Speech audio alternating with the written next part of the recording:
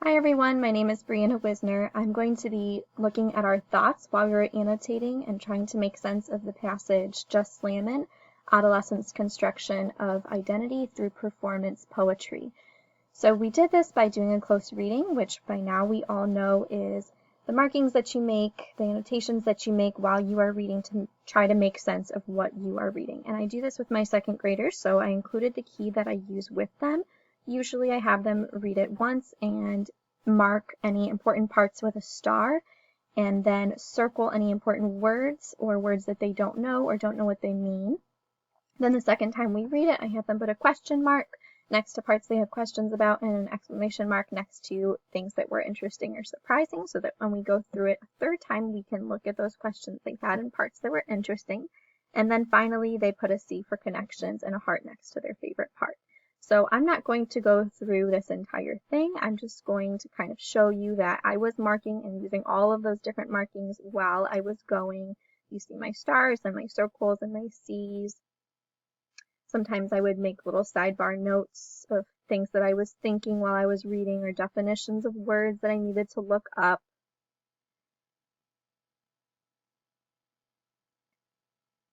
And we are going to take a look at this last part that was on discussions and implications.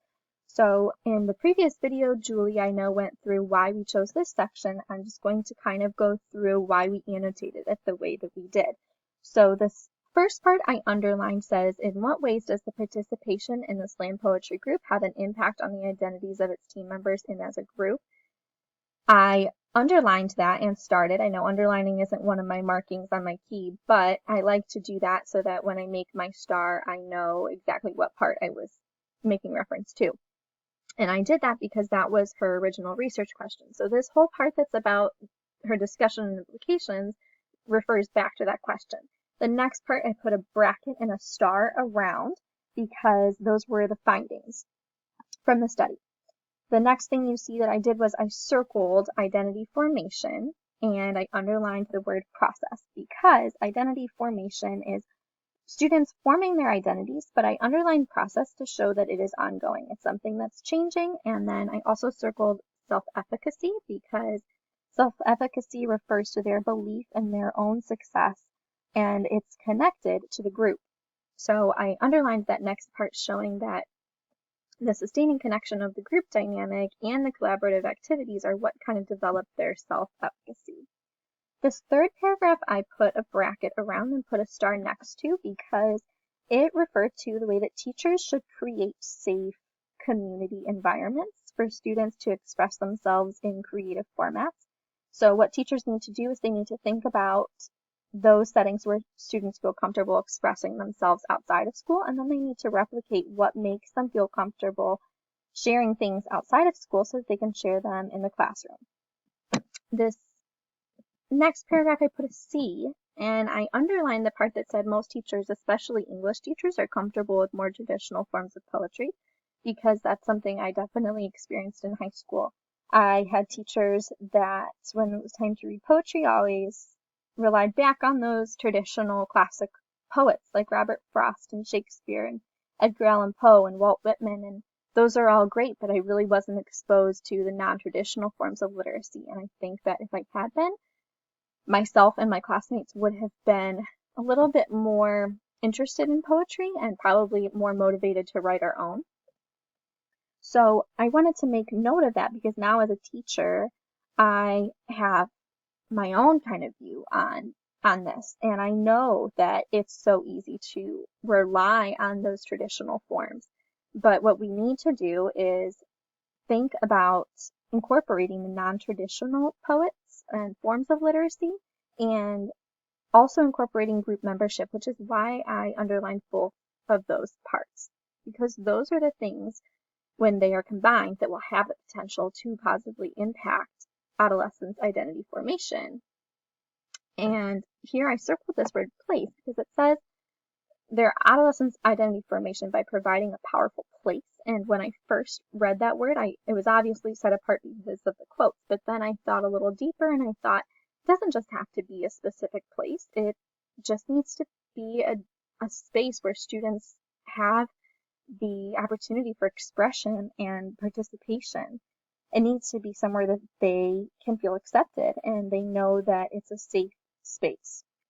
So it's so important when we are creating our classroom lessons or trying to plan that we think about trying to incorporate those collaborative non-literacies into our instruction. I underlined the word powerful motivator because it is those things, those collaboration and the non-traditional, that are going to be most motivating for students. And I also underlined this next section and circled the word distributed expertise because it referred not just to students or teachers, being a part of the process in the sense that they're providing feedback or walking around or conferencing, but actually that teachers are engaged in the writing, that they're writing with students, they're sharing with students, and they're inviting students to give them feedback. And the author of this article, as part of her implications, realized that it was that component that really changed the dynamic of the group because students became peers, not just the ones that were supposed to be receiving the information. They were a part of the process. I circled the word public publishing because that seemed to be another component in the study that was most motivating for students. It referred to the individual and the group, but it was kind of the glue that held the two together because they wrote their poems individually, but then as a group, they were present at this event and they would share it, and they were not just representing themselves then, they were representing the group. So that public publishing was kind of that glue that held the two together.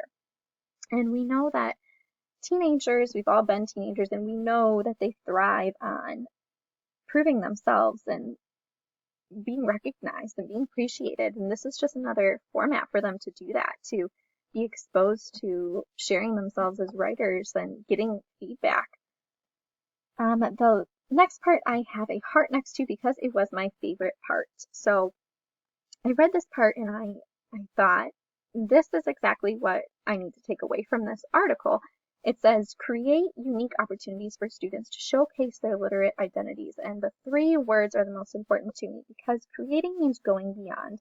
To me, it means going beyond textbooks, beyond standards, beyond curriculum maps, and creating something new, something unique that is bold, and creating opportunities or experiences for our students that really showcase their literate identities.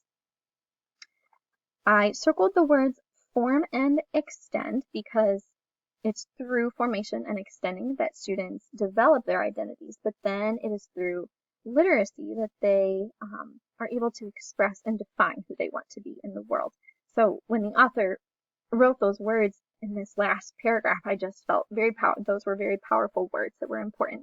And this last section says, teachers can impact that process by engaging students in literacies that they value and extending invitations to group membership that will build meaningful participatory worlds. So when I was reading that last part, I just thought the whole takeaway from this whole thing is really about creating valuable, meaningful learning opportunities for students, helping them to create their identities as writers and readers and their literate identities by providing them with the opportunity to engage in these meaningful, valuable opportunities. So thank you so much for sharing in our learning, and I hope you were able to take away a valuable lesson or an interesting connection. I encourage you to look through this article for yourself so that you can make some connections on your own.